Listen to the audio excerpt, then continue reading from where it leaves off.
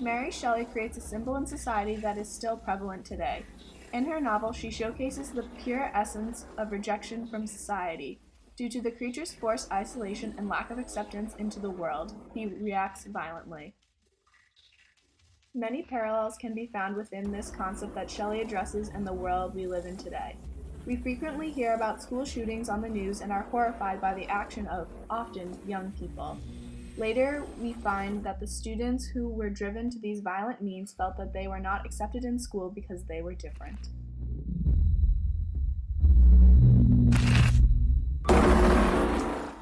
Dr. Frankenstein's creature has similar experiences. He is rejected simply because of his appearance. The creature eventually reacts violently, much like 21st century school shooters. However, the difference between these two scenarios is that we often find ourselves horrified by school shooters, yet we sympathize with the creature. Why is this? Shelley's revealing of the creature's thoughts and rationale allows for the reader to sympathize with him, regardless of his violent actions against humanity, because of his first-person narration. Throughout Mary Shelley's novel, we find ourselves feeling a great deal of sympathy for the creature created by Dr. Victor Frankenstein. He is abandoned by his creator and left with nothing to survive. He must take on the world entirely on his own and quickly finds that the world is disgusted by him. The creature tries desperately to get through to people so that he will be accepted. He thinks that he has a chance at being accepted by Mr. DeLacy because he is blind and will not be astonished by his hideous appearance. However, the rest of the family discovers that the creature has befriended Mr. DeLacy and they are horrified. The creature gets a taste of approval, but then is promptly shunned again when the family realizes that he has infiltrated their home.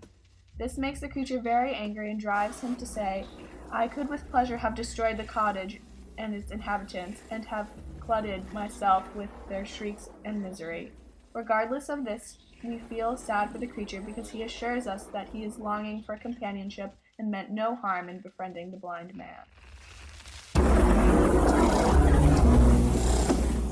However, the rejection continues to eat away at the creature, and his sorrow eventually develops into more extreme feelings of anger and frustration.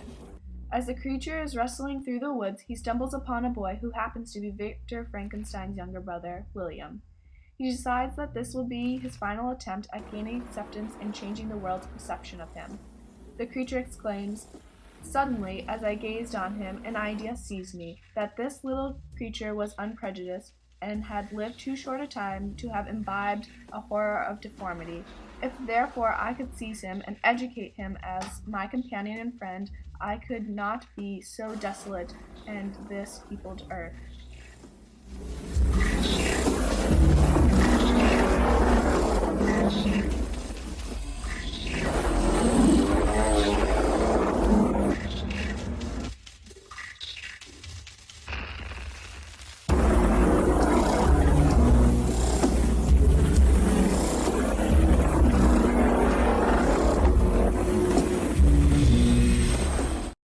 Despite the creature's dire efforts to change William and essentially the world, he is unable to break through and he strangles the young boy with his bare hands. The creature defends himself when he says, "I am malicious because I am miserable. Am I not shunned and hated by all mankind?" We fall for the creature's exclamations of misery as his justification for these horrors over and over again. Although the creature carries out many unthinkable actions, we are not nearly as horrified by it because we understand his rationale. It is due to the creature's narration and bias that we are able to excuse his violence. In our world today, news broadcasts are plagued with sharing the stories of shooting after shooting. Unfortunately, time and time again, these acts of mass violence are occurring in school settings.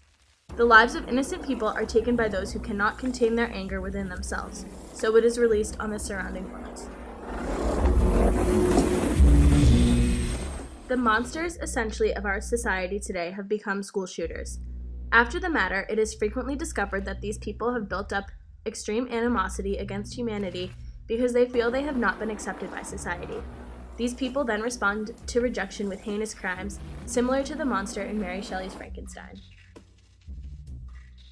The stories of school shooters emulate the creature's story of hardships and social dismissal.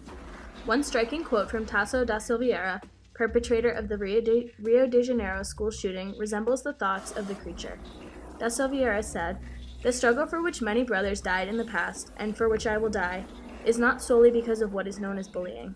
Our fight is against cruel people, cowards, who take advantage of the kindness, the weakness of people unable to defend themselves."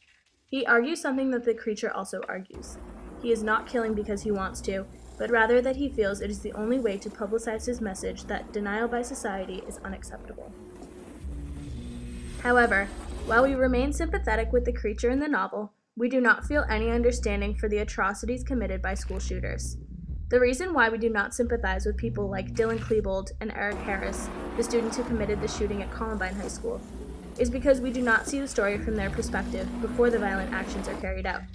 While there is absolutely no excuse for brutality of this caliber, we tend to commiserate with the monster who kills his creator's loved ones, rather than students who commit mass murder, because we are offered insights into the creature's mindset before he acts out violently.